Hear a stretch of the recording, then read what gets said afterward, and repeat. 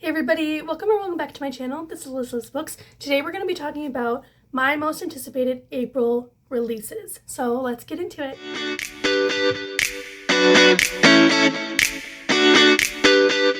Okay, we're going to be starting with a highly anticipated release for myself and I believe for a bunch of other people. And this is on April 7th and it is The Ending Writes Itself by Evelyn Clark. It currently has a 3.87 average rating on Goodreads. And this is an author duo that are writing this book. And it was kept a secret for a really, really long time until they came out with it. And it is the author Kat Clark, which I have not heard of her.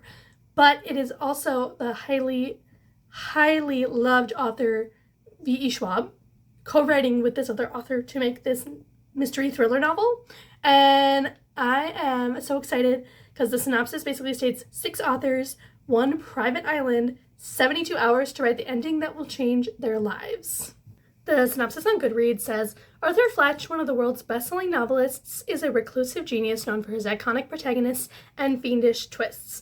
When 6 struggling authors are invited to spend a weekend on his private Scottish island, they arrive to discover a shocking secret. Arthur Fletch is dead and his last book is unfinished. Then next, again on April 7th, we have Unbound by Peyton Corinne. This is book 3 in the Undone series. It currently has a 4.44 average rating on Goodreads.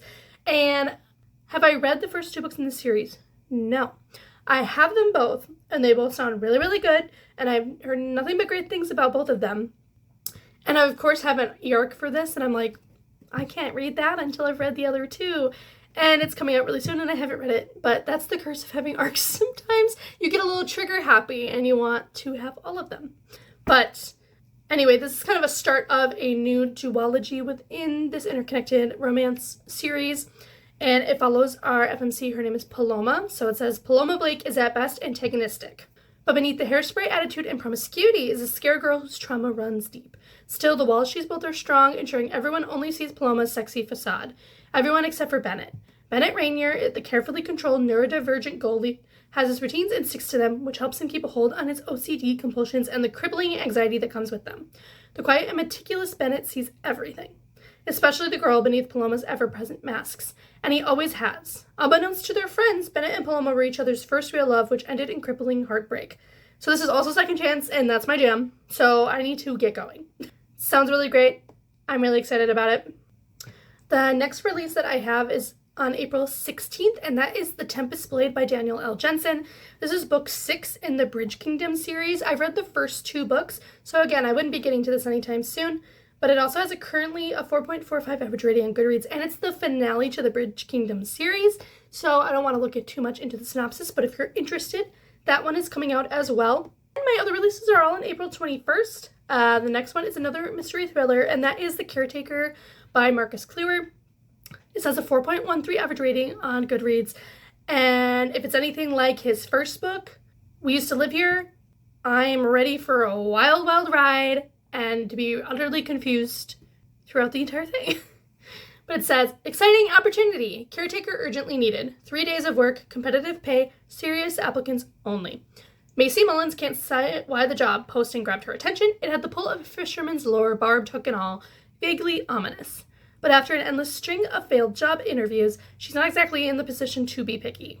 She has rent to pay, groceries to buy, and a younger sister to provide for. Besides, it's only 3 days' work. 3 days cooped up in a stranger's house, surrounded by Oregon coast wilderness. What starts as a peculiar side gig soon becomes a waking nightmare. An incomprehensible evil may dwell on this property, and Macy Mullins might just be the only thing standing between it and the rest of humanity. Follow the rights, follow the rights, follow the rights. Whatever that means, I'll be following the rights with everybody else. And I am just really pumped for what this book's going to be. This one was an anticipated book, but that is Shy Girl by Mia Ballard. And it has a 3.55 rating, average on Goodreads, and it also comes out April 21st. But this is kind of like one of those like horror books, so those tend to have lower ratings. So I never really take those with a grain of salt because they're kind of different for every person that reads them. But it says, lonely, broken, depressed, Gia is desperate for a lifeline when Nathan, a wealthy stranger on a sugar dating site, approaches her with a very specific offer she can't refuse. The instructions are simple, he says. For 8 hours a day, she must wear the collar, drink from the bowl, sleep in the cage, be a dog, be his dog. Then she can go home and be Gia again, and if she ever feels comfortable or unsafe, she can always leave. Those were the terms of his agreement. But Gia soon finds out Nathan isn't a man who keeps his promises. In this harrowing tale of survival and revenge, Mia Ballard crafts a visceral, unflinching descent into the dark heart of a lost autonomy and the feral rage it awakens. Shy Girl is a scream against the cage of expectation, where justice isn't quiet, it's bloody and unapologetic. So a little different than what I normally read. But there's always one of those that gets thrown into these videos. I was just like, there's a dog on the cover. I'm intrigued, and it wasn't what I thought it was going to be, but it's definitely probably will be a library purchase, because I have no idea how I'm going to feel about it. Then we have, also on April 21st, Frozen by Stardust by Elizabeth Helen. This is book 5 in the Beasts of the Briar series. Has a 4.41 average rating on Goodreads, and you've heard me talk about this series before on this channel. I have read the first 3 books. There's 4 books out currently. And this is just such a fun series. It is a Beauty and the Beast retelling in a fantasy world with a human FMC and a bunch of male fae characters. And it's kind of spicy. It's fun. The characters are really enjoyable. It reads really, really quickly. Again, I'm not going to read too much about this one because I'll be spoiled or give spoilers. But I know that this one takes place a lot in the winter realm.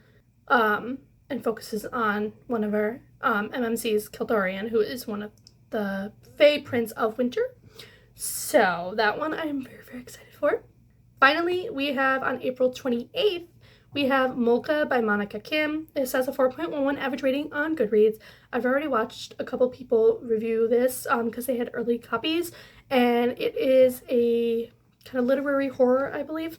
And basically it's called Mocha because on the Goodreads description, it describes Mocha's definition as the Korean term for spy cameras secretly and illegally installed, often to capture voyeuristic images and videos.